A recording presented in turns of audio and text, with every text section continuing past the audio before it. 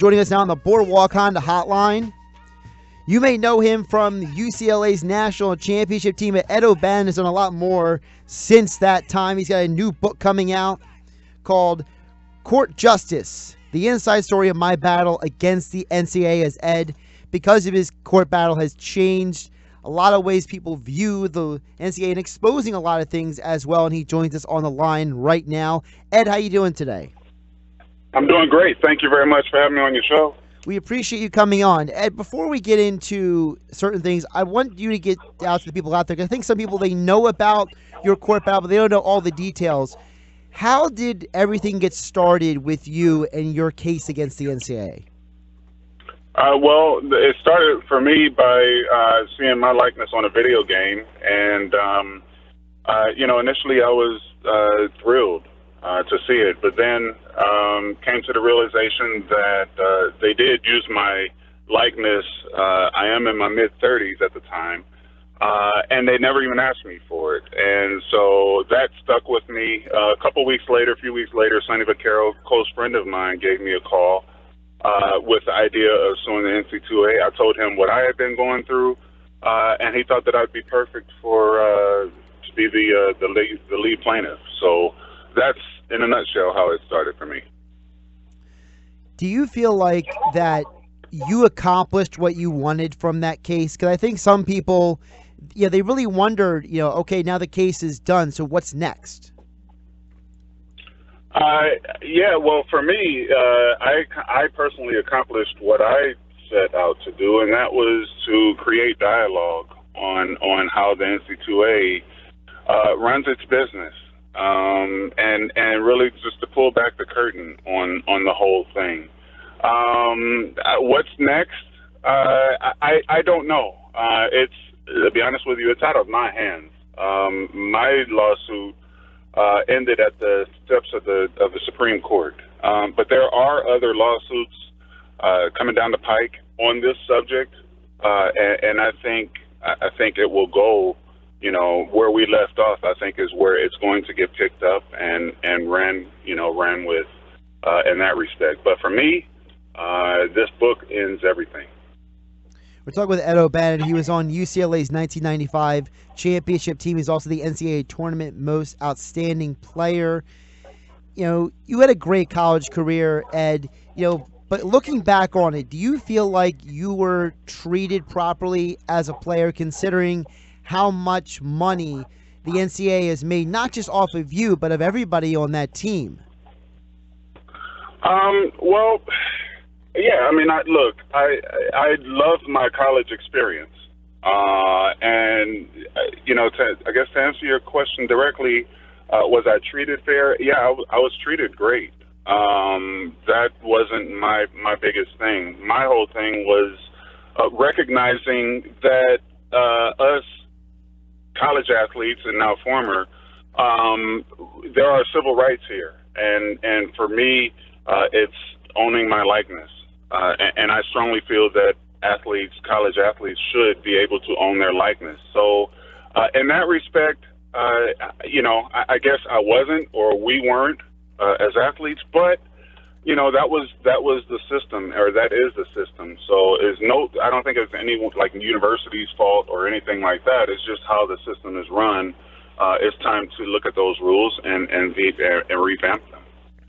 Ed, kind of to switch it to another direction, we've been having a lot of discussion the last couple of weeks about the whole one and done thing, especially with the FBI getting involved with the NCAA. What is your view on the one and done kids, and how, if anything, should be changed? I wish that the NBA would do away with that rule.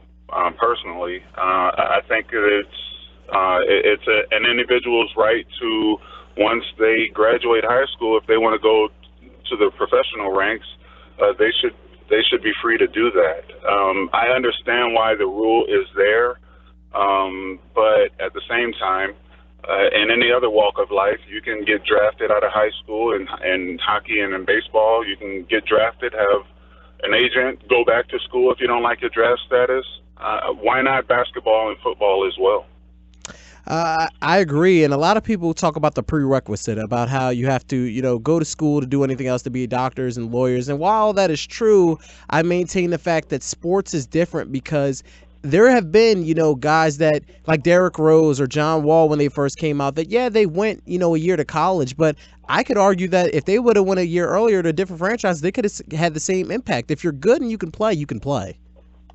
Yeah, absolutely. I would prefer my doctors to go to school for a number of years to perfect their trait. If they're going to work on me, have some training. But as far as basketball is concerned, if you can, like you said, if you can play, you can play. I played when I was in the NBA. I played against a few high school players that could have hung in the NBA. So, look, again, if you can play, you can play. We're talking with Ed OBannon. You can check out his new book, Court Justice, The Inside Story of My Battle Against the NCAA. It is out right now.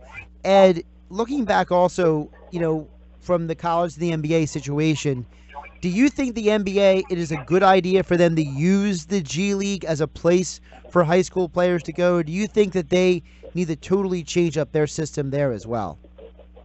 No, I like the G League. I like that form of minor leagues. I think the NBA needs it.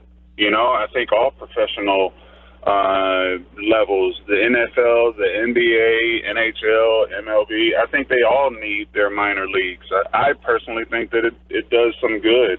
Some athletes, some basketball players don't want to go to college. I know some non-athletes that don't want to go to college. It's not for everyone. So if going to the G League is your way of continuing your profession and gets you closer to the NBA to reach your goal, then yeah, it's a free country. You should have the right to do that. I don't understand why you shouldn't.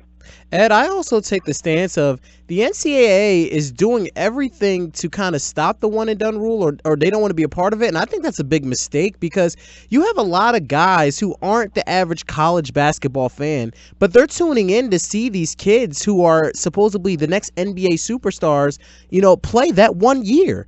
So, I can make the argument that it's doing more harm than good to try to get away with it because you're taking eyes away from your sport and revenue that you're bringing in for these kids.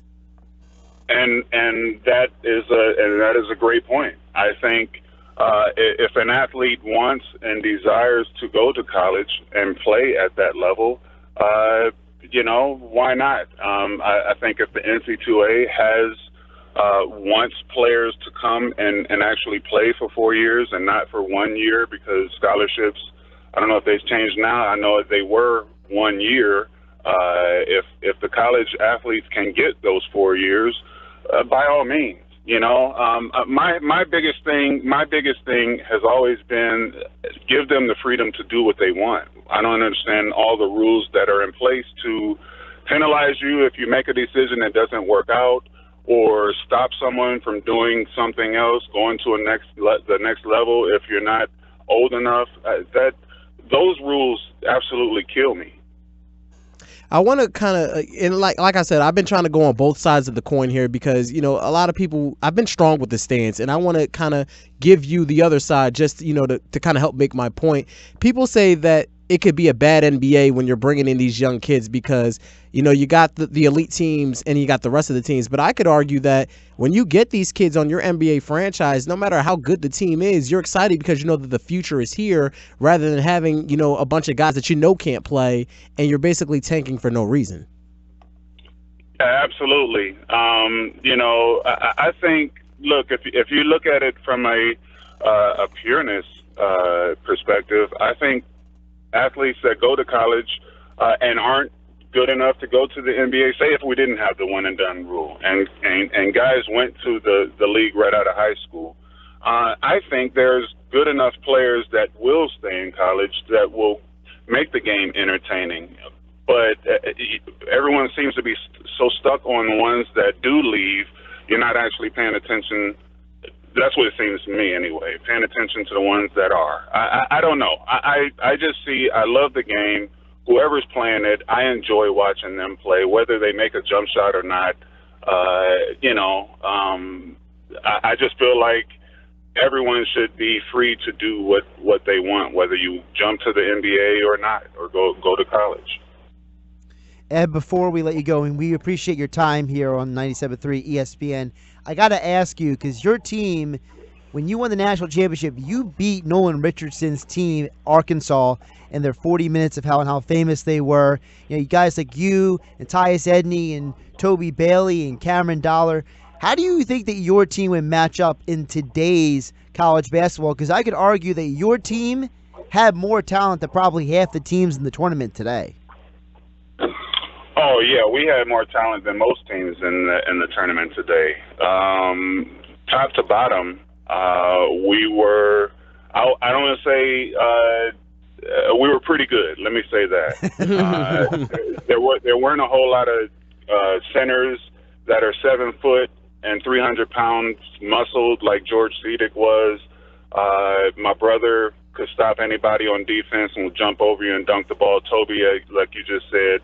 Tyus Edney was the fastest basketball player with the basketball in his hand. I mean, we had guys coming off the bench. We were pretty good. So I like our chances in today's game. No doubt about it.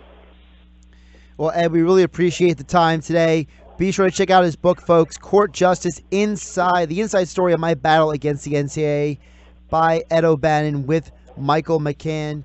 Ed, really appreciate the time today. Appreciate your insights and your thoughts on the topics with basketball and the NCAA, and hope you get to enjoy your week. Yeah, thanks, Ed. Absolutely. Thanks, guys. Appreciate you having me on your show.